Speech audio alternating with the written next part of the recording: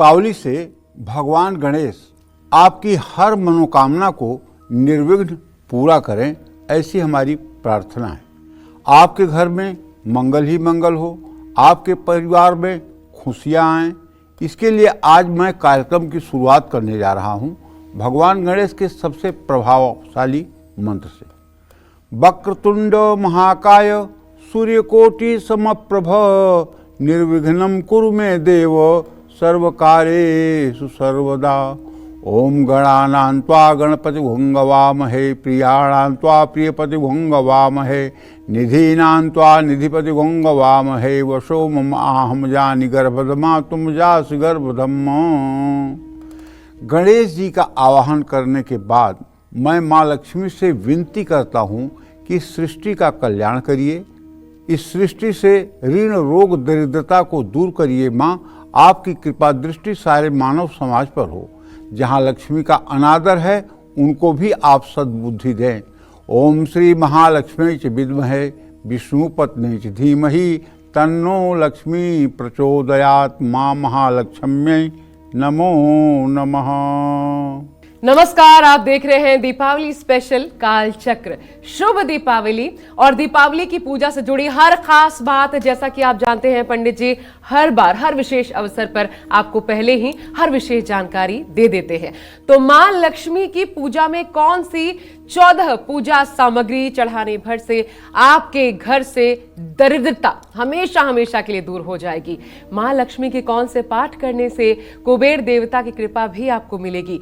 दीपावली पूजा में किन बातों का ध्यान रखने से आपके घर में मां लक्ष्मी स्थिर हो जाएंगी। दीपावली पर मां लक्ष्मी को कौन सा भोग लगाने से आपकी रूठी किस्मत भी मान जाएगी। आज ये सब कुछ आपको पंडित जी बताने वाले हैं, इसलिए बहुत ध्यान से देखिएगा। आज की बहुत खास जानकारियां जो पंडित जी आपको देने वाले हैं, और ऐसे में ध्यान से देखते रहिए आज का ये विशेष अंक दीपावली स्पेशल काल चक्र। आज पंडित जी आप सभी गृहस्थ लोगों को बहुत आसान विधि में दीपावली की पूजा करना बताने वाले हैं। लेकिन लोग बहुत कंफ्यूज हैं कि दीपावली 20 अक्टूबर को मनाएं या फिर 21 अक्टूबर को मनाएं। आपका क्या मानना है? आपके मन में भी अगर कोई शंका है तो आइए सबसे पहले यही जानते हैं पंडित जी से कि 20 या 21 कौन सी तिथि सबसे शुभ है। लोग बहुत कंफ्यूज हैं पंडित जी, बहुत सारी मन में शंकाएं हैं कि दीपावली के पूजन 20 को होना चाहिए, 21 तारीख को होना चाहिए। कौन सी तिथि सबसे ज्यादा शुभ है, 20 अक्टूबर या फिर 21 अक्टूबर, और क्यों? देखो, ऐसा है कि हर चीज के लिए, हर पर्व के लिए कोई न कोई हमारा शास्त्र आदेश करता है। दीपावली के लिए निर्णय सिंधु में लिखा गया है कि जब रात्रि में पूरी रात्रि अमावस्या हो या मध्य रात्रि तक अमावस्या हो तभी दिवाली बना सकते हैं आप। दीपावली हमेशा कार्तिक कृष्ण पक्ष की अमावस्या तिथि को होती है और दीपावली की रात में भी अमावस्या होनी चाहिए। और इस साल 20 अक्टूबर को दोपहर 3:44 पर अमावस्या तिथि शुरू हो रही है, जो 21 अक्टूबर को शाम 5:54 पर समाप्त होगी। तो कहने का मतलब कि ऐसे में 20 अक्टूबर को पूरे रात अमावस्या तिथि है। तो दिवाली पर रात के समय जब अमावस्या तिथि का होना आवश्यक है शास्त्रों में, तो दीपावली की पूजा भी 20 अक्टूबर को होगी। दीपावली के त्यौहार में उदया तिथि नहीं मान्य होती है। जैसे और पूजन में ये होता है कि सुबह जो तिथि है उदया, उसी की मान्यता दिन भर हो जाती है, लेकिन ऐसी बात दिवाली में नहीं है। कालरात्रि, महारात्रि, मोहरात्रि, दारुणा, ये 3 रात्रियां हैं। इसमें नियम है कि रात में अमावस्या होना चाहिए, तभी इस त्यौहार को मनाए जाने का फल है। तो 20 अक्टूबर को पूरे रात अमावस्या है। इस साल पूरे भारत में इस साल 20 अक्टूबर को ही दिवाली बनाई जाएगी। 21 अक्टूबर को शाम 5:54 तक ही अमावस्या है। रात्रि में अमावस्या नहीं है, इसलिए अमावस्या तिथि का जो मेल हो रहा है वो 20 अक्टूबर को हो रहा है और 20 अक्टूबर को ही लक्ष्मी गणेश की पूजा की जाएगी। दिवाली का पावन पर्व मनाया जाएगा। जय मां विंध्यवासिनी। तो मुझे लगता है आपके मन में जो भी शंकाएं रही होंगी वो अब दूर हो जानी चाहिए। लेकिन अब मुहूर्त पर आ जाते हैं। किसी भी पूजा में सबसे अहम हो जाता है शुभ मुहूर्त। तो दीपावली का पूजन कौन से मुहूर्त में करना है पंडित जी? इस बार सबसे शुभ मुहूर्त कौन सा रहने वाला है? इस बात को ध्यान से सुनिए। कल आपको किस मुहूर्त में जगत जननी जगदम्बा माँ महालक्ष्मी का आवाहन करना है, भगवान गणेश का पूजन करना है, ये अगर आप जान जाएं तो बहुत कुछ अच्छी बात हो सकती है। अगर आप कारोबारी हैं, किसी समय आपको अपनी दुकान, फैक्ट्री या ऑफिस में जाकर पूजा करना है, तो कल लक्ष्मी पूजा का मुहूर्त 1 घंटे 11 मिनट का है। लक्ष्मी पूजा का मुहूर्त कल शाम 7:08 से रात 8:18 का है। कल प्रदोष काल में लक्ष्मी पूजन करना शुभ होगा। प्रदोष काल कल शाम 5:46 से कल रात 8:18 तक रहेगा। तो वृषभ लग्न में भी दीपावली का पूजन करना शुभ माना गया है। हर समय लक्ष्मी के पूजन को स्थिर लग्न में ही पूजा करना उत्तम माना गया है, जो 9:03 रात्रि तक वृषभ लग्न रहने वाली है। उसमें पूजा करने से महालक्ष्मी का अस्थायी वास आपके घर में हो जाएगा और आपके घर में ऋण रोग दरिद्रता का वास कभी नहीं होगा। इसलिए हर समय दीपावली के दिन वृषभ लग्न और सिंह लग्न, इन दोनों की बहुत ही मान्यता और महत्व है। लगभग पूरे भारत में वृषभ लग्न में लक्ष्मी कुबेर की पूजा की जाती है। कुछ बड़े व्यवसायी, कुछ बड़े उद्यमी सिंह लग्न में भी महालक्ष्मी की पूजा करते हैं। आमतौर पर प्रायः जनमानस के लोग ये मध्यरात्रि वाली पूजा, महानिशीथ वाली पूजा नहीं करते हैं। महानिशीथ काल में माँ लक्ष्मी की पूजा करना अत्यंत शुभकारी होता है। महानिशीथ काल में माँ लक्ष्मी के साथ साथ माँ काली की पूजा का भी विधान है। कल रात 51 मिनट का ये महानिशीथ काल है। महानिशीथ काल कल रात 11:41 से कल रात 12:31 का है। तो सिंह लग्न में भी माँ लक्ष्मी की उपासना के लिए पुण्यदायी है। सिंह लग्न कल रात 1:38 से कल मध्य रात्रि 3:56 तक है। हाँ, दीपावली पर चौघड़िया मुहूर्त भी अपना महत्व रखता है। तो अब मैं आपको बताता हूँ कल का चौघड़िया मुहूर्त क्या है। दीपावली पूजा का चौघड़िया मुहूर्त अमृत लग्न कल सुबह 6:25 से 7:50 तक, अमृत लग्न कल शाम 4:21 से 5:46 तक, शुभ लग्न कल 9:15 से सुबह 10:40 तक, चर लग्न कल दोपहर 1:31 से दोपहर 2:56 तक, चर लग्न कल शाम 5:46 से कल शाम 7:21 तक। जय माँ विंध्यवासिनी। तो पंडित जी, ये जो चौघड़िया मुहूर्त आपने बताया, मान लीजिए शाम के वक्त या फिर निश्चित काल में अगर कोई ना हो, तो क्या ये जो दिन वाले लग्न है इसमें भी पूजा मान्य मानी जाएगी, किया जा सकता है? देखो, ऐसा है, भगवती की पूजा तो 24 घंटे 365 दिन हर समय मान्य है। जब आप भक्ति से माँ को पुकारो, माँ तभी चली आएंगी। लेकिन शुभ मुहूर्तों का अपने आप में एक महत्व होता है। ठीक है। जैसे दीपावली, दीपावली तब शुरू होती है जब तुला राशि में सूर्य होता है और उसके 12.5 डिग्री पीछे चंद्रमा होता है, तब दिवाली शुरू होती है। चाहे कोई साल हो, दिवाली तभी शुरू होगी जब सूर्य और चंद्रमा में 12.5 डिग्री का अंतर होगा। और ज्यों ही सूर्य चंद्रमा की डिग्री बराबर हो जाएगी, त्यों ही दिवाली खत्म, दिवाली समाप्त, प्रतिपदा शुरू। तो कहने का आशय यह है कि देखो, जब सूर्य और चंद्रमा एक साथ होते हैं, ठीक है ना, ग्रहण भी होता है, तो राहु केतु या राहु चंद्र, राहु सूर्य के साथ होते हैं, चंद्रमा और सूर्य परस्पर सप्तम होते हैं, तो पूर्णिमा का ग्रहण होता है। सूर्य चंद्रमा जब साथ होते हैं तो सूर्य ग्रहण होता है। तो कहने का मतलब, ग्रहण में और निशीथ काल में मंत्र सिद्धि का महत्व कहा गया है। हाँ, बिल्कुल। ये समय प्रकृति में जब ऐसा वायुमंडल बनता है कि सूर्य चंद्रमा एक कक्षा में विराजमान हो जाते हैं, तो उस समय मनुष्य की सुषुम्ना नाड़ी ज्यादा तेज चलती है।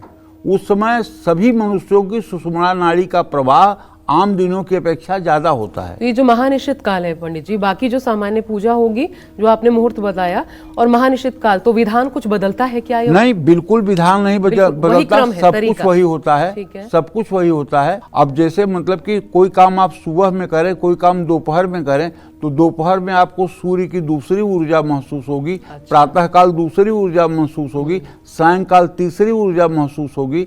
उसी तरह से जब आप वृषभ लग्न में सायंकाल प्रदोष काल में पूजा करते हैं महालक्ष्मी की, ये एक सामान्य पूजा है। लेकिन अगर व्यक्ति 12 बजे रात तक जग करके और महालक्ष्मी की पूजा कर रहा है तो ये विशेष पूजा है। तो मंत्र सिद्धि के लिए आपने बताया कि महानिश्चित काल सबसे उत्तम मंत्र है। सिद्धि के लिए, लेकिन फिर उसमें संपुट क्या इस्तेमाल करें, उसका क्या होना चाहिए? देखिए, संपुट की तो मतलब कि जरूरत कोई नहीं। आवश्यकता ही नहीं है। बस उसमें मंत्र भी पढ़ने से संपुट होगा। केवल आप श्री सूक्त पढ़ लीजिए, कनक धारा स्त्रोत पढ़ लीजिए और कुछ नहीं आया आप तो आप सब कुछ भूल जाइए, माँ माँ करिए। केवल अगर आपके पास पूजन की सामग्री भी ना हो और आपके पास कोई सामान भी ना हो और आपको श्री सूक्त कनक धारा स्त्रोत नहीं आता है, अपने पूजा स्थान में बैठ के घी का दिया जला के महालक्ष्मी के मूर्ति के सामने बैठकर दोनों हाथ जोड़ करके और महालक्ष्मी के सामने जैसे अपनी माँ से आप अनुनय विनय करते हैं उसी तरह से कर लीजिए। अच्छा, एक चीज बता दीजिए, हाँ। गृहस्थ लोगों के लिए आप महानिश्चित, आपका विचार मैं जानना चाह रही हूँ, महानिश्चित काल या फिर ये जो आपने मुहूर्त बताया वो शुभ है? सामान्य गृहस्थ जो लोग हैं ना, उन लोगों को तो प्रदोष काल में वृषभ लग्न में सायंकाल पूजा कर लेनी चाहिए। महानिश्चित काल में जो बड़े उद्योगपति हैं, बड़े व्यापारी हैं, बड़ी फैक्ट्री चलाते हैं, बड़ा कारखाना है, ठीक है ना, उनको मतलब क्यों ये अंतर? ये अंतर इसलिए है कि ये जो मतलब सामान्य गृहस्थ हैं, इनके गिरने का भय कम है। महालक्ष्मी हर समय इनका एक हाथ का टोंक पकड़े हुए हैं। लेकिन वो जो बड़े लोग हैं इतनी ऊंचाई पर हैं कि अगर एक सेकंड के लिए भी देवी ने इनका हाथ छोड़ा तो ये डगमगा के सीधे पताल में जाएंगे। ज्यादा प्रसन्न तो इसलिए ज्यादा प्रसन्नता उनके लिए जरूरी है, ज्यादा देखभाल उनकी जरूरी है। ठीक है। आम लोग अपने घरों में दीपावली की पूजा कर रहे हैं, तो इसके लिए माँ लक्ष्मी और भगवान गणेश की पूजा में कौन सी पूजा सामग्री जरूर होनी चाहिए और हर सामग्री का दीपावली की पूजा में क्या महत्व है, इनका प्रभाव क्या पड़ता है हम पर, हमारे परिवार पर, ये जानना भी आपके लिए जरूरी है। सबसे शुभ जो पूजा सामग्रियां हों जो आज होनी ही चाहिए एक जातक के घर में, वो कौन सी हैं, कृपया बताएं। देखिए, ऐसा है, महालक्ष्मी को जो कुछ वस्तुएं शास्त्र सम्मत प्रिय हैं उन्हें मैं आपको बताना चाहूँगा। धान की खील, ये धान की खील जो है, धान को जब गर्म बालू में डाला जाता है तो बालू में धान फूट करके लावा हो जाता है, लेकिन उसकी भूसी जो है उससे चिपकी रहती है। इसको कहते हैं धान की कील। और बतासा जो शुद्ध रूप से चीनी से बनता है, चीनी के खिलौने, चीनी से बने हुए खिलौने, लौंग, इलायची, पान का पत्ता, कमलगट्टे के दाने और कमलगट्टा की माला, कमल का फूल, गाय का गोबर, चावल की खीर और कलश में रखने के लिए पंचपल्लव, जिसमें आम अशोक के पत्ते का तोरण भी बना करके आप अपने दरवाजे पर भी टांगे तोरण के रूप में, और कलश में भी पंचपल्लव। पंचपल्लव में क्या क्या आता है? आम, अशोक, बटवृक्ष और गूलर और पाकड़। इन 5 चीज़ों का पत्ता आप लगाएंगे तो इसे पंचपल्लव कहते हैं। अगर पंचपल्लव नहीं है तो केवल आम का पत्ता अगर मिल रहा है तो आम के पत्ते को लगा सकते हैं या अशोक के पत्ते को लगा सकते हैं। और यदि अशोक का पत्ता उपलब्ध है तो उसकी 7, 9, 11, 21 की संख्या में एक ऐसा बढ़िया सा माला की तरह उसको बनाइए कि वो बंधनवार की तरह आपके मुख्य गेट पर लग सके। जहाँ अशोक का पत्ता बंधनवार के रूप में लगता है वहाँ निगेटिव ऊर्जा नहीं जाती है, ऐसा शास्त्रों की मान्यता है। जय मां विंध्यवासिनी। और हमने उसी मुताबिक सारी सामग्रियां यहाँ पर पंडित जी की जी, इच्छा अनुसार जी। हमने यहाँ पर रखी हुई है। लेकिन पंडित जी एक चीज बताइए, खिलौने जो है, खिलौने का आकार क्यों जरूरी है? क्योंकि पताशे अलग है और ये अलग आपने देखिए, मंगवाया खिलौने का आकार इसलिए है कि जो ये चीनी के खिलौने बने हुए हैं, ये मतलब कि गणेश जी के लिए, मतलब प्रसन्नता के लिए बने हुए हैं। ये खिलौने उनकी प्रसन्नता के लिए बने हुए हैं। जिससे बतासा तो माँ लक्ष्मी को प्रसन्न करता है, आकृष्ट करता है। और जब मतलब आज के 500 वर्ष पहले हमारे देश में देवी देवताओं की पूजा होती थी, तो उस समय बतासे से ही प्रायः पूजा का कार्य चलता था और हर पूजा में बतासा अनिवार्य होता था। ठीक है, तो ये परंपरा से बतासा माता को लक्ष्मी प्रिय है, ऐसी मान्यता है। और चीनी के खिलौने भी प्रिय हैं और बहुत सी चीज़ें हैं जो महालक्ष्मी को प्रिय हैं, जो यहाँ मतलब पूजन सामग्री के रूप में रखी गई हैं। जैसे इनको धनिया, साबुत धनिया बहुत प्रिय है। कमल गट्टे के बीज बहुत प्रिय हैं, जो आपने यहाँ रखा, जो यहाँ रखा हुआ है। कमल का फूल तो बहुत प्रिय है। तो यूं तो पंडित जी मैं बहुत कुछ जानना चाहती थी आपसे। जैसे आपने कहा धनिया बहुत प्रिय है, तो क्यों प्रिय है? मुझे पता है इसके पीछे भी आपके पास कोई ना कोई कहानी होगी, कारण होगा। लेकिन क्योंकि आज सामग्री बहुत ज्यादा महत्व रखते हैं, तो एक एक सामग्री पंडित जी ने आपको बता दिया। आपके पास वक्त है, ये तमाम सामग्रियां पूजन के लिए जरूर लेकर के अपने घर में रखिए। और प्रदोष काल, उसका वक्त आपको बता ही चुके हैं। दीपावली पर एक सवाल आपसे जरूर जानना चाहती हूँ। आप कई बार कहते हैं कि धन कमाना आसान है, लेकिन लक्ष्मी कमाना भले आसान है, उनको बनाए रखना बड़ा कठिन है। तो स्थायी वास हो महालक्ष्मी का घर में, इसके लिए क्या करें? शादी में अगर रुकावट आ रही है तो क्या करें? इस दीपावली आप क्या उपाय सुझाएंगे, खासकर स्थायी रूप से बस जाए मैं जिंदगी भर के लिए एक ही उपाय सुझाऊंगा। ठीक है, वो उपाय ये है कि आप अपनी माँ में, अपनी पत्नी में, अपनी बेटी में, अपनी बहन में लक्ष्मी का भाव करें। आपकी माँ लक्ष्मी है, आपकी पत्नी लक्ष्मी है, आपकी बिटिया लक्ष्मी है, आपकी बहन लक्ष्मी है, आपकी बुआ लक्ष्मी है। सबके प्रति अपना दृष्टिकोण जो है सादर रखें। फिर लक्ष्मी की कृपा से आप इतना सराबोर हो जाएंगे, चाहे कम पूजा करें चाहे ज़्यादा पूजा करें। अगर ये 5 दूनी 10 हाथ आपके लिए रोज़ प्रार्थना करेंगे कि भैया का मेरे मंगल हो, तो दुनिया का कोई ग्रह ऐसा नहीं जो आपको प्रभावित कर दे। और चाहे जितना बढ़िया भोग लगा दीजिए लक्ष्मी को, चाहे जितना बढ़िया प्रसाद चढ़ा दीजिए, माँ को दुखी कर रहे हो, पत्नी को दुखी कर रहे हो, बिटिया को अपमानित कर रहे हो, तो एक दिन लक्ष्मी सुनने वाली नहीं है। दरिद्रता भोगते मर जाओगे, कुछ न होने वाला है।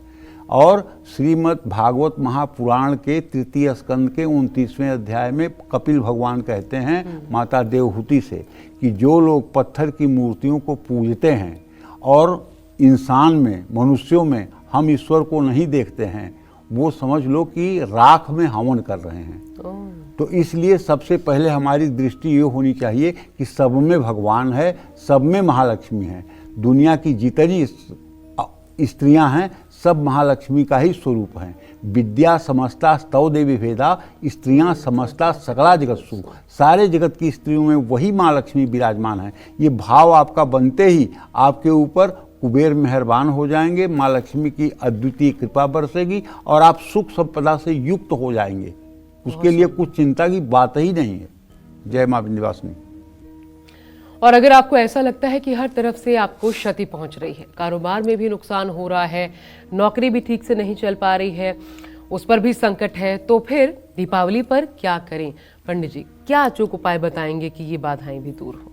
देखिए, पहली बात तो मैं ये कहूँगा कि माँ लक्ष्मी की कृपा पाने के लिए 11 नारियल, जो जल भरे नारियल होते हैं, तोड़े जाते हैं मंदिरों में, वो आप किसी लक्ष्मी मंदिर में समर्पित करिए। ठीक है। और दूसरी बात यह है कि सफ़ेद रेशमी कपड़े में कस्तूरी बांध करके दीपावली की रात पहले पूजा स्थान में रखिए, बाद में अपने तिजोरी में रख लीजिए। इससे भी लक्ष्मी की कृपा आपके ऊपर बनेगी। अगर हो सके तो लक्ष्मी की चरण पादुका चांदी की मिल जाए तो उस पर मलयागिर चंदन और केसर घिस करके लगा करके उसे अपने पूजा स्थान में स्थापित कर लीजिए। इससे भी धन वैभव की सुख शांति आपको मिलेगी। जय माँ विंध्यवासिनी। आप सर्वा बाधा प्रश्मनम त्रैलोक्यस्य अखिलेश्वरी तमाम विधि विधान अपना रहे हैं, लेकिन इसके बावजूद अगर काम में रुकावटें जो हैं वो खत्म नहीं हो रही हैं, बाधाएं आती जा रही हैं, तो इस दीपावली उन बाधाओं का खात्मा पंडित जी कैसे करना है, कैसे माँ प्रसन्न होगी, बाधाएं दूर होंगी और काम बनेगा? बाधा दूर करने के लिए ध्वज पताका लगाया जाता है। सनातन धर्म में ध्वज पताका कोई ऐसा कार्य नहीं है जिसमें ना लगाया जाता हो। तो आप एक ध्वज पताका पीले रंग का त्रिकोण का झंडा विष्णु मंदिर में लगवा दीजिए। महालक्ष्मी की पूजा के बाद केसर को गंगा जल में घोलकर उसके छींटे जो है अपनी तिजोरी में दे दीजिए। चंदन का इत्र और चांदी का सिक्का अपनी तिजोरी में रख दीजिए। इन सब चीज़ों से आपका मंगल हो जाएगा। जय मां विंध्यवासिनी। शुभ दीपावली आप देख रहे हैं। और अब दीपावली की पूजा हम सभी अपने घरों में करते हैं, माँ लक्ष्मी और भगवान गणेश का आवाहन भी करते हैं। लेकिन अगर प्रतिमाएं ही सही स्थापित नहीं है तो क्या पूजा सफल होती है? घर में मंदिर है तो देवी की प्रतिमा कैसी होनी चाहिए? भगवान गणेश की मूर्ति घर में स्थापित है तो वो कैसी होनी चाहिए? क्या घर के पूजा स्थान में और मंदिर की प्रतिमाओं में अंतर होता है, और अगर ऐसा है तो क्यों? ये तमाम जानकारियां भी आपको इस दीपावली जरूर होनी चाहिए, क्योंकि हर एक चीज का बारीकी से असर पड़ता है। पंडित जी, क्या ये तमाम बातें सही है? हर चीज, कहाँ प्रतिमा होनी चाहिए, किस रूप में होनी चाहिए, माता लक्ष्मी किस ओर होनी चाहिए भगवान श्री गणेश के? देखो, महालक्ष्मी का जो पूजन होता है ना साहब, वो एक तरह से कर्मकांड की श्रेणी में आता है। वो कर्मकांड की श्रेणी में आता है और हर पूजा का अपना एक शास्त्रीय विधान है। ठीक है। और इसी के बारे में जब अर्जुन भगवान श्री कृष्ण से पूछते हैं कि जो लोग पूरी श्रद्धा से लेकिन शास्त्र सम्मत न होकर के मनमानी तरीके से आपकी पूजा करते हैं, तो उस विषय में आप क्या कहना चाहेंगे? तो भगवान कहते हैं कि तस्मात् शास्त्रम प्रमाणम च कार्य व्यवस्थित। अगर शास्त्रीय प्रमाण से कार्य नहीं किया जा रहा है और मनमानी तरीके से किया जा रहा है तो वह न लोक परलोक के लिए अच्छा है और न वर्तमान के लिए अच्छा है। इसलिए शास्त्र की जो मर्यादा है, उनका शास्त्र में जो अनुक्रमणिका है, अनुक्रमणिका का मतलब सीरियल नंबर, उसके अनुसार चलना चाहिए। ठीक है। सबको तो शास्त्रों का ज्ञान नहीं होता। बहुत सही आप कह रही हो, सबको शास्त्रों का ज्ञान नहीं होता। तो सब जब भगवती की पूजा आराधना और प्रार्थना करेंगे तो उसमें कोई नियम कानून नहीं है। लेकिन जब आप कोई अनुष्ठान करेंगे, संस्कृत में संकल्प करेंगे, तब तो वो नियम आपके लिए बन जाता है ना। अगर आप स्वतः पूजा में अपने बैठे हैं तो आप अगर एक महालक्ष्मी का फोटो लगा लिए, चित्र लगा लिए और एक घी का दिया जला लिए, धूप जला दिए और महालक्ष्मी को कुछ भोग प्रसाद अर्पित कर दिए और बैठ करके महालक्ष्मी के मंत्रों का जो भी आपको आता है जप कर लिए, तो ये भी पूजा आपकी उतनी ही मान्य है जितना विधि सम्मत पूजा की जाएगी। ठीक है ना। लेकिन यदि आप महालक्ष्मी की सचमुच में विधिवत उपासना करना चाहते हैं तो उसके लिए योग्य विद्वान की भी आवश्यकता है और पूजा की अनुक्रमणिका का भी ध्यान रखना चाहिए। पूजा की अनुक्रमणिका ये है, ध्यान, पहले ध्यान करिए, फिर उनका आवाहन करिए, फिर उनको आसन दीजिए बैठाने के लिए, फिर उनका पैर धोने के लिए जल दीजिए, फिर उनके हाथ में हाथ धोने के लिए अर्घ दीजिए, फिर उनको आचमन करने के लिए जल दीजिए। ये तो जो आएंगे पंडित जी वो बताएंगे। हाँ, है ना? फिर नियम। स्नान करवाइए। स्नान के बाद में दूध से, दही से, घी से, शहद से स्नान करवाइए। फिर शुद्ध जल से स्नान करवाइए। फिर मूर्ति को साफ शुद्ध करके उन्हें महालक्ष्मी को लाल वस्त्र, गणेश को पीले वस्त्र पहनाइए। पीले फूलों की माला गणेश को, लाल फूल की माला। अच्छा पंडित जी, ये बताइए, एक छोटा सा चीज बताइए, उसके बाद आप, मुझे पता है आपको बहुत कुछ बताना है। अगर इस क्रम में कुछ त्रुटि होती है तो ये दोष किसका होगा? ये जो पंडित जी हैं उनको लगेगा इसका दोष है, या फिर जो जजमान है उनको लगेगा? नहीं, जजमान को तो लगेगा ही नहीं। नहीं लगेगा। जजमान को तो लगे ना। ऑपरेशन थिएटर में अगर चला गया पेशेंट तो डॉक्टर ऑपरेशन करेगा, अब डॉक्टर की जिम्मेदारी बनती है। लेकिन जान तो फिर मरीज की जाएगी। हाँ, जान मरीज की जाए वो अपनी ठीक है, लेकिन गलती अपराध यहाँ मतलब जान जाने की बात नहीं है। यहाँ महालक्ष्मी की निगाह। हाँ ठीक है पंडित जी, बताएं। पद्मासनस्थाम यानी कमल के आसन पर विराजमान। पद्महस्ता यानी जिसके हाथ में कमल का फूल हो, ऐसी लक्ष्मी प्रतिमा घर में लानी चाहिए। तो अब मैं आपको बताना चाहूंगा कि अब कमल किस तरह का हो। अरुण कमल संस्थाम यानी खिला हुआ लाल रंग का कमल। अगर आप देख पा रहे हैं तुम्हारे टेबल पर भी खिला हुआ लाल रंग का कमल गुलाबी रंग का रखा हुआ है। और माँ लक्ष्मी की प्रतिमा या तस्वीर कमल पर विराजमान हो, सहस्र दल कमल पर महालक्ष्मी विराजमान हो। अक्षस परशुंग देश कुलसम पद्म धनुष कुंडिकाम दंडम शक्तमसिम चरजलम घंटासुराभाजनम शूलम पाशुदर्शने हस्ते प्रसन्नान्नाम सेवै सेविमर्दिनी महालक्ष्मी सरोजिष्टाम। तो कहने का मतलब बैठी हुई महालक्ष्मी की प्रतिमा घर में स्थापित करनी चाहिए। कभी खड़ी हुई आकृति वाली प्रतिमा घर के पूजा स्थान में स्थापित नहीं करना चाहिए। इस प्रतिमा को आप व्यवसाय में कमल के फूल पर खड़ी हुई महालक्ष्मी की प्रतिमा को अपने व्यावसायिक स्थल पर आप ईशान कोण में भगवान गणेश के साथ स्थापित कर सकते हैं। अब जो प्रतिमा आप लाएंगे उसमें माँ लक्ष्मी के वस्त्र कैसे होने चाहिए? माँ के वस्त्र का रंग सफ़ेद, लाल, गुलाबी या पीला हो सकता है, लेकिन नीला और काला तो कतई नहीं होना चाहिए। और अगर हमसे पूछिए तो मैं सिर्फ एक रंग बताऊंगा कि लाल रंग होना चाहिए। क्योंकि जब त्रिपुर सुंदरी की साधना करिए तो जब वहाँ पर ऊपर की कुंडली का ध्यान किया जाता है तो सहस्रदल कमल पर रक्तवर्णा महालक्ष्मी का ही ध्यान होता है। तो अगर रक्तवर्ण कुंडली जागरण में ध्यान किया जाता है तो दूसरे रंगों के पचड़े में क्यों पड़ेंगे? दूसरे का एक्सपेरिमेंट क्यों करेंगे? एक ऐसा रंग जो माँ को बहुत प्रिय है, बहुत प्रिय है, प्रिय नहीं बहुत प्रिय है। तो इसी तरह से माता का श्रृंगार करके आप उनकी पूजा का आनंद पा सकते हैं।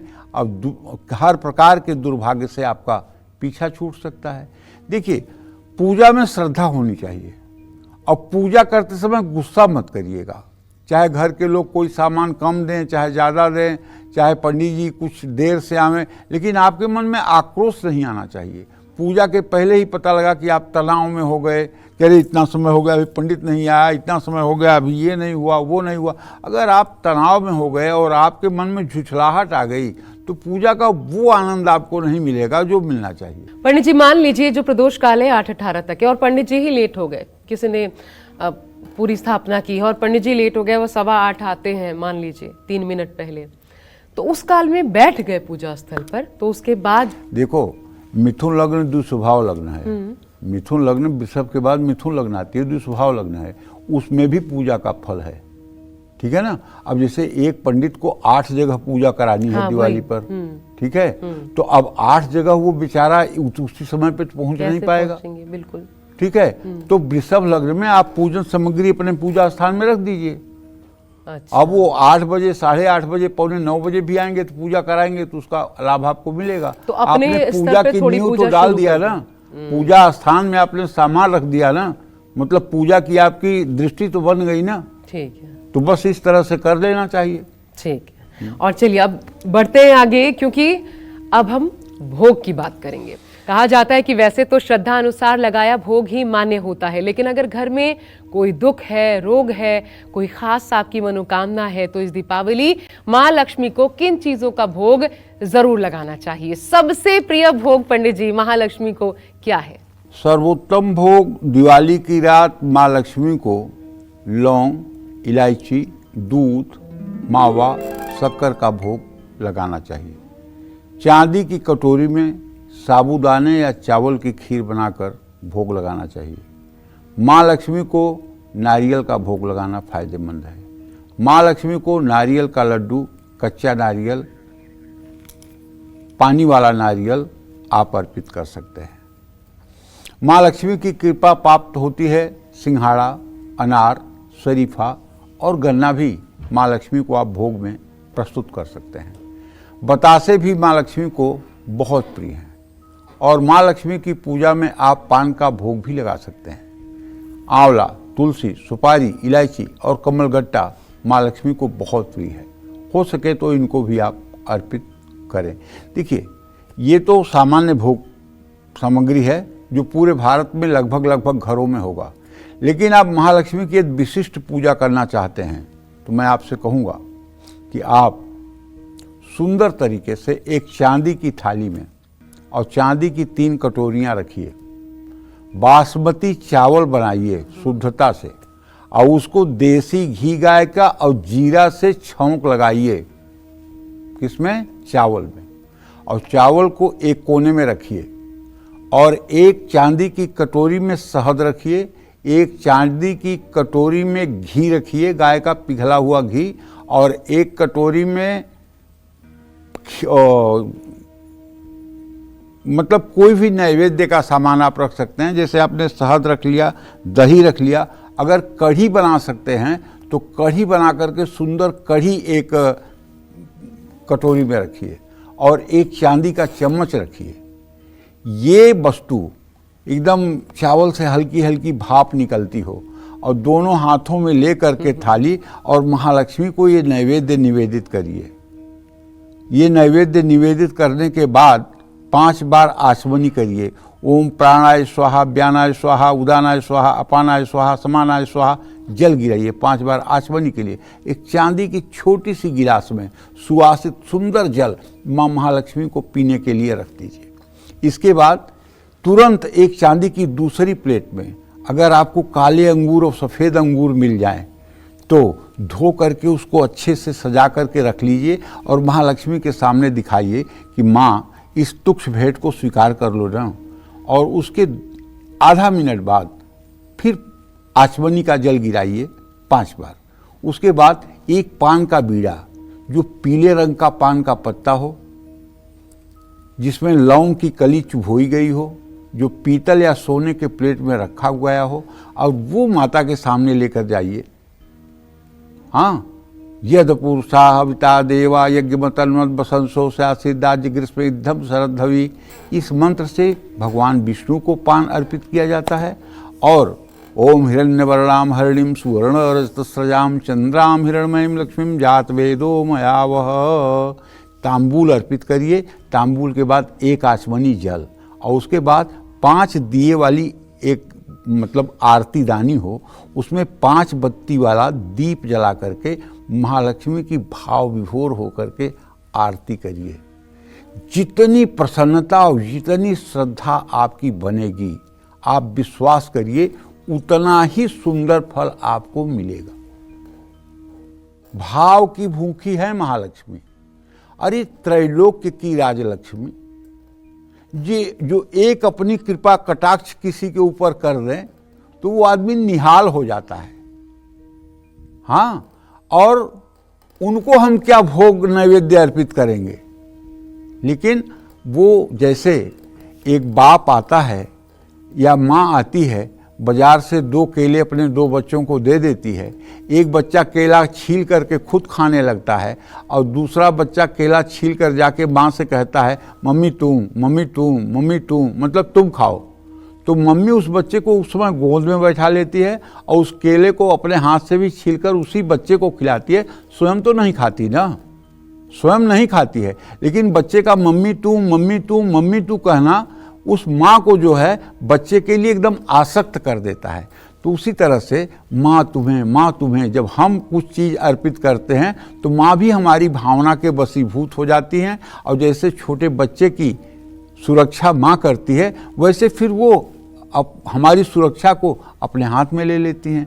इसीलिए भाव की जरूरत है, इसीलिए भाव की पूजा की जरूरत है। एक और छोटी सी चीज बताइए पंडित जी, क्योंकि आपने आचमन करने के लिए वो आप 5 तरीके के अलग अलग मंत्र बोलते हैं, सबको नहीं आता, तो नैवेद्यम समर्पयामी कहा जा सकता है। हाँ, मैं यही नैवेद्यम समर्पयामी नैवेद्य के लिए कहा जाएगा। हाँ। पानी के लिए कहा जाएगा आचमनीयम समर्पयामी, आचमनियम समर्पयामी या जलम समर्पयामी। अच्छा, सबसे आसान। हाँ, ये भी मान्य है ना। हाँ, ठीक है, तो ये आचमन के लिए। और अब बढ़ते हैं आगे। और अब क्योंकि दीपावली की रात क्या सिर्फ लक्ष्मी गणेश की पूजा होती है, इसलिए क्या सिर्फ इन्हीं की उपासना करनी चाहिए? क्या सिर्फ लक्ष्मी गणेश का आवाहन करने से सभी देवी देवताओं का भी आवाहन हो जाता है, या हर बार दीपावली पूजा में हम कुछ गलतियां करते हैं जिनको इस बार आपको सुधार कर लेना चाहिए। पंडित जी, क्योंकि श्री लक्ष्मी और गणेश उनकी पूजा होती है, तो सिर्फ उन्हीं की पूजा करनी है या उनकी पूजा से समस्त देवी देवताओं की पूजा हो जाती है? क्या है इसको लेकर शास्त्र सम्मत नियम? देखिए, अगर शास्त्रीय विधान से कहूं तो महालक्ष्मी के बारे में तो ये कहा जा सकता है, एकैवाहम जगत तत्र द्वितीया का ममा परा।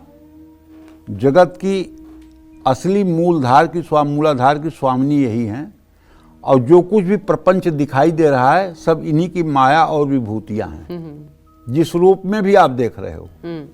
इसी तरह से गीता में कहा गया है कि मत्तम परतरम नान्यत यत् किंचित धनंजय। इस चराचर जगत में जो भी दृश्यमान हो रहा है वो कृष्ण के अलावा कुछ भी नहीं है, उसमें सब में कृष्ण है। चाहे वो चींटी है, और चाहे वो विशाल चंदन का पेड़ है, और चाहे नीम का पेड़ है, और चाहे कोई पुरुष है या स्त्री है, कोई भैंस है या हाथी है, सब में उसी ईश्वर का वास है। जैसे एक बिजली कहीं एसी चलाती है तो कहीं लाइट जलाती है, कहीं वही एसी जो है ट्रेन चलाती है, बिजली वही ट्रेन चलाती है, कहीं लिफ्ट उठाती है। तो बिजली तो वही है, बिजली बदली नहीं, लेकिन कार्य बदल गया करण के कारण। तो उसी तरह से पोशाक के कारण मनुष्यों में भी स्त्रीलिंग और पुल्लिंग हो जाता है, लेकिन आत्मा एक ही है। तो मत्तम परतरम नान्यत यत् किंचित धनंजय। भगवान ही तो हर रूपों में विराजमान है। तो इसलिए महालक्ष्मी की पूजा जब आप करते हैं तो लगभग सारे देवताओं की पूजा मान्य हो जाती है। लेकिन जब दीपावली की शाम ब्रह्मांड में महालक्ष्मी की पूजा चारों तरफ होने लगती है तो उस समय आशा देवताओं का जो पंचायतन है उनका आगमन होता है। पंचायतन आकृष्ट होते हैं। पंचायतन में कौन कौन? श्री हरि विष्णु, देवराज इंद्र, धनाध्यक्ष कुबेर, ठीक है, और इंद्र का ऐरावत हाथी और माँ लक्ष्मी। ये पंचायतन के तत्व हैं। ये लक्ष्मी पंचायतन के तत्व हैं। माँ लक्ष्मी के साथ साथ आपको इनकी भी पूजा करनी चाहिए। कुबेर प्रत्यक्ष धन देते हैं और इसका संग्रह भी कराते हैं। कुबेर कोषाध्यक्ष हैं। जिन लोगों के पास पैसा कमाने की कला तो है लेकिन इसको बचाना नहीं जानते हैं, उनको कुबेर देवता की उपासना जरूर करनी चाहिए। गजेंद्र संपत्ति और धन को लेकर चलता है। इंद्र ऐश्वर्य और संपत्ति प्रदान करता है। विष्णु सुख और संतुष्टि देते हैं। माँ लक्ष्मी इन सभी सुखों को प्राप्त कराने के लिए आपको सामर्थ्य प्रदान करती हैं।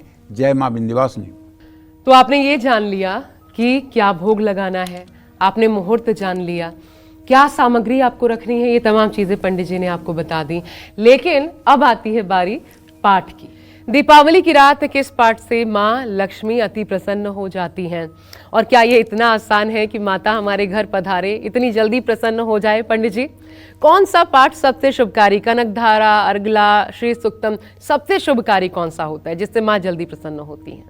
देखिए, ऐसा है, महालक्ष्मी की प्रसन्नता के लिए तो श्री सुक्तम और कनकधारा स्तोत्र, ये दो ऐसे हैं जो कलयुग में भी हर प्रकार से चमत्कार को करने में सामर्थ्यवान है।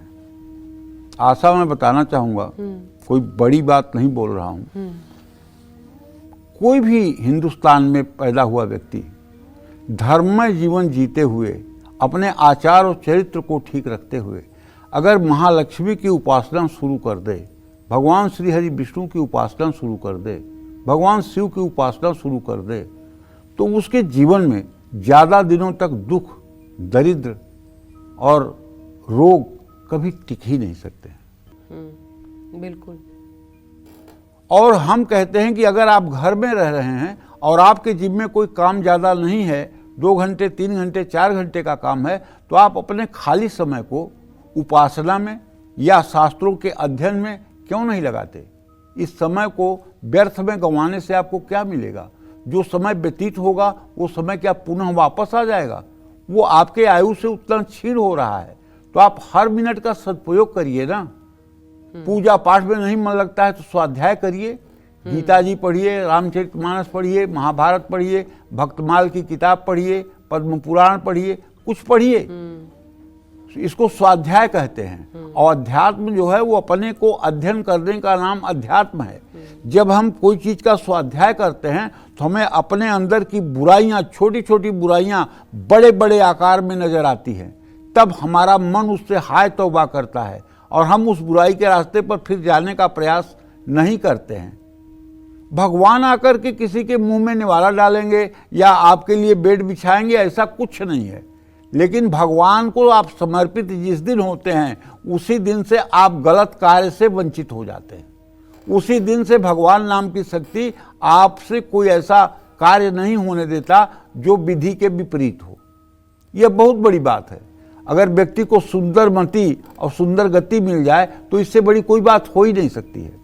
अच्छा पंडित जी, एक चीज मैं आपसे जानना चाहती हूँ, जैसे महिलाएं अब 12 बजे तक ही पूजा का विधान होता है कि 12 बजे से पूजा पहले संपन्न कर लीजिए, तो चाहते हुए भी कभी उतना वक्त नहीं मिल पाता कि स्वाध्याय भी करना है या फिर कोई पाठ करना है, तो पूजा स्थल पर बैठे हैं और वो 12 बजे के पहले संपन्न हो जाए, क्योंकि 10 काम है, बच्चों को स्कूल भेजना है, घर का नाश्ता बनाना है, साफ सफाई, वो तमाम चीजें उसमें महिलाएं लग जाती हैं।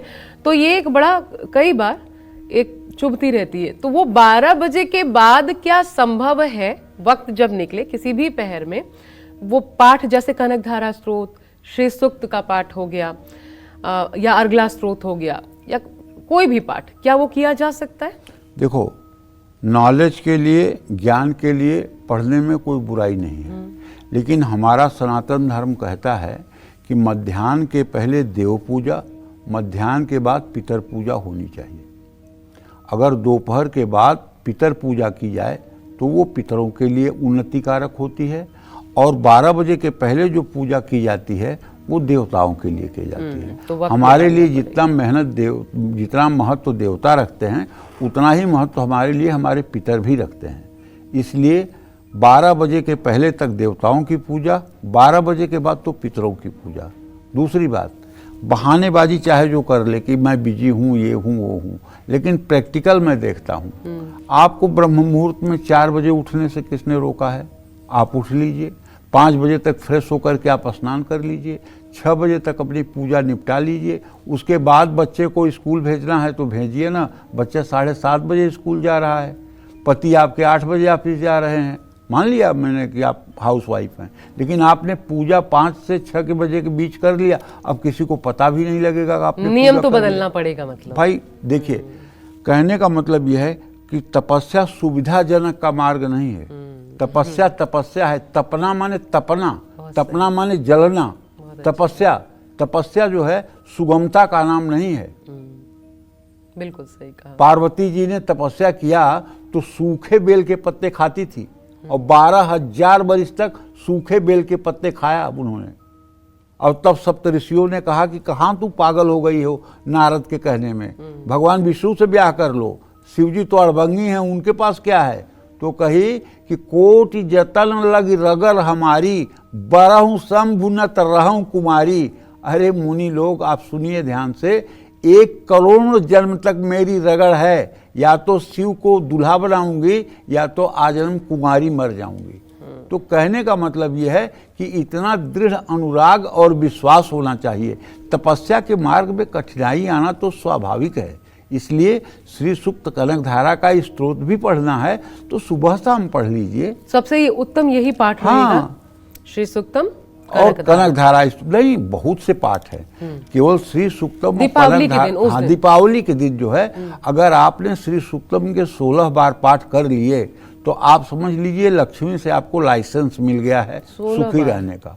16 बार 16 मंत्रों को आप पढ़ लें और एक बार 16 मंत्रों से हवन कर दें गाय के घी से। जुहिया दाज्य मनोहम, चांदी के चम्मच, चांदी के कटोरी में घी, थोड़ा सा शहद, चीनी और काला तिल डाल के आम की प्रज्वलित लकड़ियों पे 16 आहुति आप हवन कर दीजिए। 16 आहुति के पहले एक आहुति गणेश जी के लिए, एक आहुति अग्नि के लिए, एक आहुति भगवान विष्णु के लिए, एक आहुति भगवान शिव के लिए, एक आहुति भगवान सूर्य के लिए, और बाकी की 16 आहुतियाँ महालक्ष्मी के नाम से श्री सूक्तम से आप दीजिए। और उसके बाद मंत्र पढ़ते हुए, उसके बाद सर्वेभ्यो देवी देवताभ्यो नमः एक आहुति दे दीजिए और जल से चारों तरफ मार्जन करके और उसके बाद आपकी पूजा लगभग समाप्त हो जाएगी। ये सबसे उत्तम तरीका है। ठीक है पंडित जी। और अगर आपके घर में सुख शांति के साथ साथ समृद्धि का वास नहीं है तो माँ लक्ष्मी की पूजा कैसे करें और क्या उपाय इस दीपावली आप कर सकते हैं? पंडित जी, सुख समृद्धि हर एक को चाहिए, कैसे मिलेगी? देखो ऐसा है ना कि जहाँ सुमति संपत्ति नाना, जिस परिवार में सुमति होगी ना वहाँ नाना प्रकार की संपत्तियाँ अपने आप होंगी, चाहे पूजा कम करो या ज़्यादा करो। और जहाँ कुमत न विपत निदाना, और जहाँ कुमति होगी ना, जहाँ कलह होगा ना, वहाँ चाहे जितना लक्ष्मी आना चाहे कुछ फर्क नहीं पड़ेगा, वहाँ दरिद्रता बनी ही रहेगी। इसलिए सबसे बड़ी बात है कि लोगों में आपस में सुमति हो, लोगों में तनाव कटुता ये सब न हो, और इसके लिए कुछ त्याग करने के लिए बड़ा हृदय रखना पड़ता है। तो माँ लक्ष्मी की पूजा के बाद चांदी के सिक्के पर कुमकुम चावल हल्दी लगाकर लाल कपड़े में लपेटकर तिजोरी में रखना चाहिए। किसी मंदिर में आपको किसी ज़रूरतमंद को अनाज भी दान करना चाहिए। ये सब चीज़ें फायदेमंद हैं।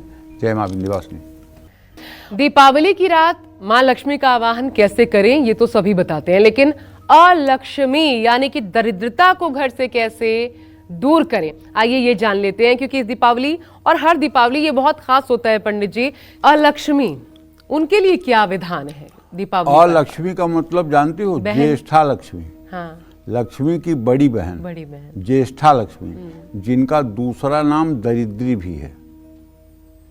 ठीक है। दीपावली पर घर में आप एक नई झाड़ू जरूर लाइएगा। इसे लक्ष्मी कहते हैं। नई झाड़ू माने लक्ष्मी। और मैं तो कहूँगा एक नहीं दो ले आइएगा, एक फूल वाली झाड़ू और एक सींक वाली झाड़ू। और मध्य रात्रि में उस घर से, उस झाड़ू से घर में सफाई करिएगा। मध्य रात्रि में रज और तम गुण बढ़ेगा क्योंकि अमावस्या तिथि है। कचरा रज और तम प्रधान होने के कारण वातावरण में मौजूद रज तम को अपनी ओर आकर्षित करता है। कूड़ा कचरा एक बर्तन में इकट्ठा करके बाहर फेंक दें। इसे अलक्ष्मी यानी दरिद्रता को घर से बाहर निकालना कहते हैं। घर में सतोगुण का तब वास हो जाएगा। और दीपावली के अलावा बाकी दिनों में रात के समय घर को साफ करना और कूड़ा कचरा बाहर फेंकना वर्जित है। इसके साथ ही अथर्ववेद के पहले कांड का 18वां सूक्त अलक्ष्मी नाशन सूक्त कहा जाता है। इसका पाठ करने से भी घर से दरिद्रता दूर होती है। जय मां विंध्यवासिनी। नहीं दरिद्र दुख सममाही, यही कहा जाता है। कई बार आपने पंडित जी से सुना होगा। तो पंडित जी, दीपावली पर घर से दरिद्रता को दूर भगाने के लिए क्या करें? दीपावली आती ही है दरिद्रता को भगाने के लिए। बस कुछ नहीं करना है, केवल मन में उत्साह भर करके और माँ लक्ष्मी की पूजा करना है, महालक्ष्मी का स्मरण करना है। और एक कमल का फूल कहीं से व्यवस्था करो, महालक्ष्मी के श्री चरणों में उसे खिला करके रख दो। और अगर महालक्ष्मी का चित्र है तो उसको कमल का फूल सजा करके उसके ऊपर महालक्ष्मी का चित्र रात भर के लिए रख दो। बस जय जय। पूजा के बाद एक लाल कपड़े में कमल का फूल बाद में बांध करके और उसे कुछ दिनों के लिए, कुछ घंटों के लिए अपने तिजोरी में भी रख लीजिए। हर जगह जय जय हो जाएगी। जय मां विंध्यवासिनी। और जो उपाय आप सब जानना चाहते हैं कि धन से जुड़ा हर संकट इस दीपावली कैसे दूर होगा, इससे मुक्त होने के क्या उपाय हैं, पंडित जी क्या विशेष बताने वाले हैं, ताकि कर्ज है तो वो भी दूर हो, कहीं से धन आना है, रुकावट है तो वो बाधा भी दूर हो, क्या उपाय? मैं तो कहूँगा कि सभी लोगों को, यदि आपके पास थोड़ा सा भी समय है तो दीपावली की रात लक्ष्मी गणेश के पूजन के साथ आप एक कलम डायरी की भी पूजा करिएगा, एक स्याही वाले दावात की भी पूजा करिएगा, और एक अगर आपको कुबेर यंत्र मिल जाए तो कुबेर की भी पूजा करिएगा। और इन सब की पूजा करके सब सारी वस्तु पूजा पर यथावस्थान रहने दीजिएगा। द्वितीया के दिन इन्हें दूसरी जगह पे स्थापित करिएगा। और श्री सूक्तम के और कनकधारा स्तोत्र के जितना अधिक से अधिक संख्या में आप पाठ कर सकते हैं करिएगा। इससे आपकी मनोकामना पूरी होगी। जय मां विंध्यवासिनी।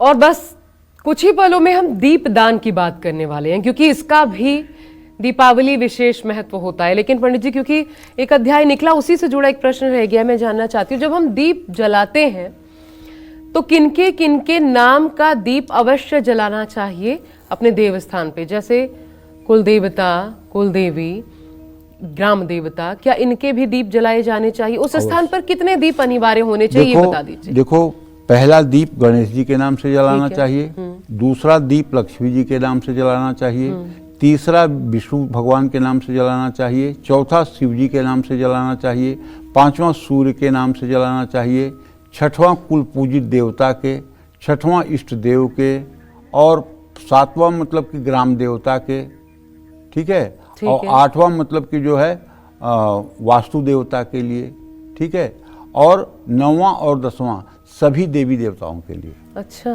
ठीक है। 10 तो 11 दीप जलाने चाहिए, 11 दीप। 11 दीप जलाने चाहिए। और ये दीप जलाते समय दीप जलाने वाले का मुंह जो है वो पूरब दिशा में हो और दीप की बत्तियां पश्चिम दिशा में हो, और उसको उठा उठा करके अच्छा। यथा असंभव स्थानों पर रखा जाए। अच्छा, दीप घर को। के अलग-अलग हाँ, जगहों पर हिस्सों में रखा जा सकता जाए। है उनके हाँ, नाम से। हाँ, तो इस तरह से दीप जलाते समय भी हमारे मन में भाव रहे कि ये दीप हम अमुक देवता के लिए जला रहे हैं, ठीक है। और सभी देवताओं के लिए अंत में 2 दीप जलाने चाहिए। उनसे सभी जो 33 कोटि हमारे देवता हैं, ठीक है। उन सब के लिए वो दीप जो है जलाया जाता है। ठीक है। अच्छा, कार्तिक मास में हर दिन दीपदान करने का बहुत महत्व है। पद्म पुराण के उत्तर खंड में कार्तिक में दीपदान की तुलना अश्वमेध यज्ञ से की गई है। कार्तिक मास में घी, सरसों और तिल का तेल का दीपक जलाने का बहुत महत्व है। अग्नि पुराण के अनुसार दीपदान से बढ़कर ना कोई व्रत है, न था, न होगा। कार्तिक में दीपदान करने से पितरों का मार्ग भी प्रशस्त हो जाता है। कार्तिक मास में मंदिर में, गौशाला में, पेड़ के नीचे, तुलसी के सामने, नदी के किनारे, अपने घर में, घर की छत पर, अपने पूजा घर में दीपक जरूर जलाएं। अग्नि पुराण में बताया गया है कि जो मनुष्य मंदिर में दीपदान करता है वह सब कुछ प्राप्त कर लेता है। पद्म पुराण के अनुसार मंदिरों में और नदी के किनारे दीपदान करने से लक्ष्मी की प्राप्ति होती है। अरे पद्म पुराण में तो लिखा हुआ है कि यदि कोई महापापी व्यक्ति भी मर जाए और तुलसी की लकड़ी उसकी चिता में डाल दी जाए जलाने के लिए, तो आप पक्का समझिए कि उसकी सदगति हो जाएगी। तुलसी की इतना महत्व पद्म पुराण के पाताल खंड में, इतना तुलसी का महात्म वर्णन है जिसकी कोई सीमा नहीं।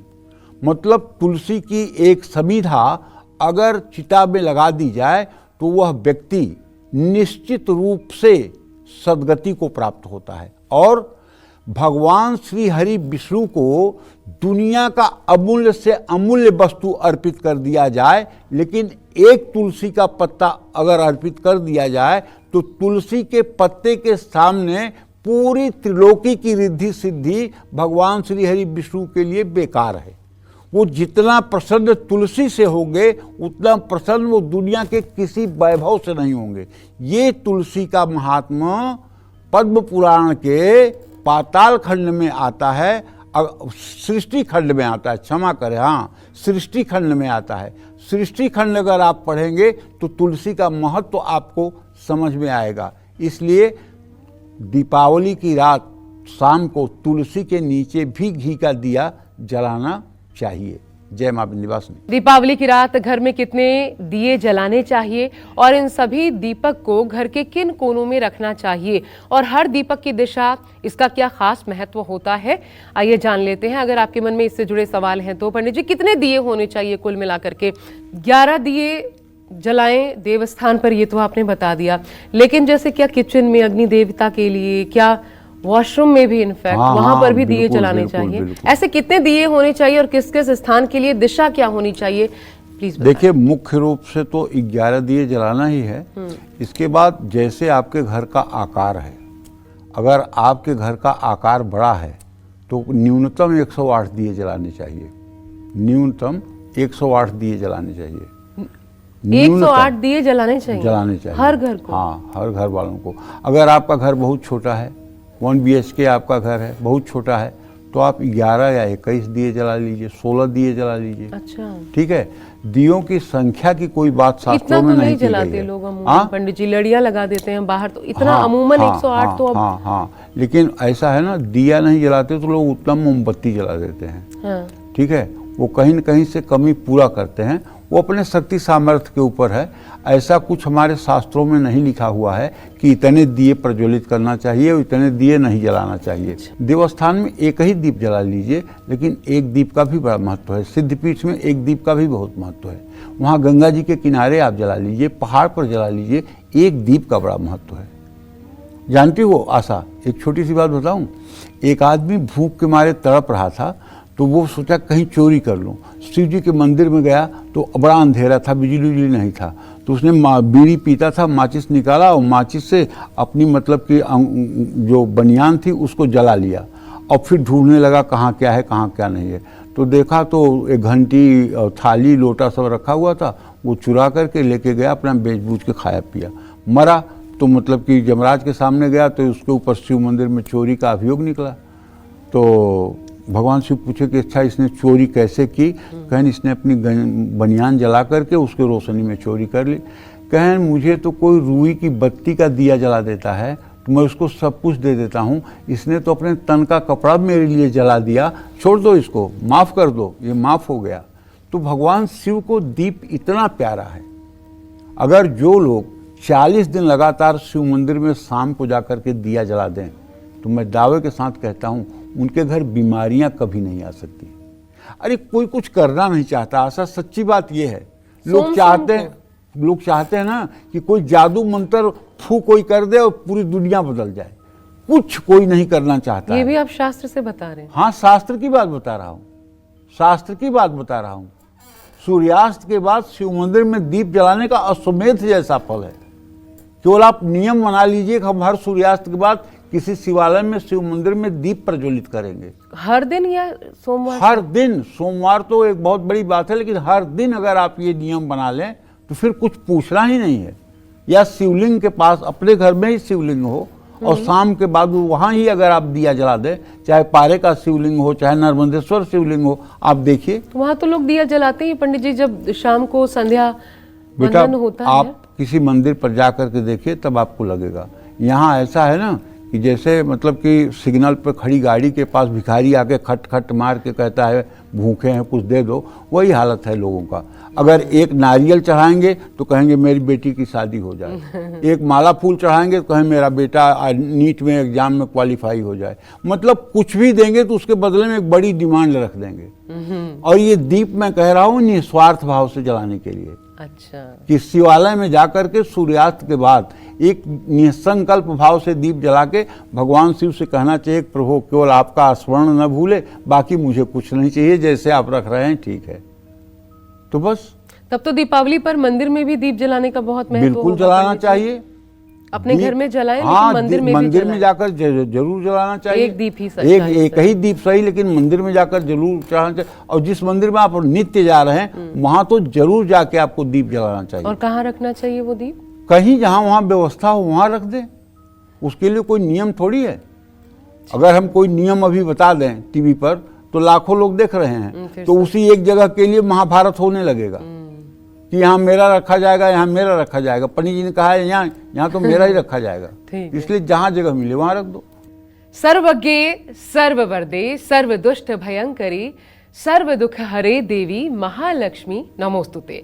पंडित जी, इतनी अहम और खास जानकारियों के लिए मुझे लगता है जितने मन में सवाल होंगे तमाम दर्शकों के, उन सारे सवालों का जवाब आपको जरूर मिल गया होगा और उत्तम फल की प्राप्ति हो। इस दीपावली हम आपके लिए यही शुभकामना करते हैं, लेकिन माता के नाम के साथ कि सर्वज्ञ सर्ववरदे सर्वदुष्ट भयंकरी सर्व दुख हरी देवी महालक्ष्मी नमोस्तुते। पूरी उम्मीद है आज का ये विशेष अंक दीपावली स्पेशल एपिसोड आपको बहुत पसंद आया होगा। और आज के लिए कालचक्र की पूरी टीम को आज्ञा दीजिए, लेकिन उससे पहले पंडित जी मैं चाहती हूँ इस विशेष अंक का समापन आपके किसी एक मंत्र के जरिए हो, ताकि सभी आपके भक्तों को भी आशीर्वाद मिले और माता की कृपा भी बरसे। अंगम हरे पुलक भूषण माश्रयंतिम भृंगांगनेव मुकुलाभरणम तमालम अंगीकृताखिल विभूतिरपांगलीला मांगल्य दास्तु मम मंगल देवताया मुग्धा मुहुर विदधति बदने मुरारे प्रेमत्र पापड़िहितानि गतागतानि मालादृशोर्मधुकरी व महोत्पलेया सा मे दिशतु सागर संभवाया विश्वामरेन्द्र पदविभ्रमदान दक्ष मानंद हेतुरधिकम मुरवी दिशोपि ईशन्निषीदतु मयि क्षणमीक्षणार्धम मिन्दीवरोदर सहोदर मिन्दिराया। ओम महालक्ष्म्यै नमो नमः।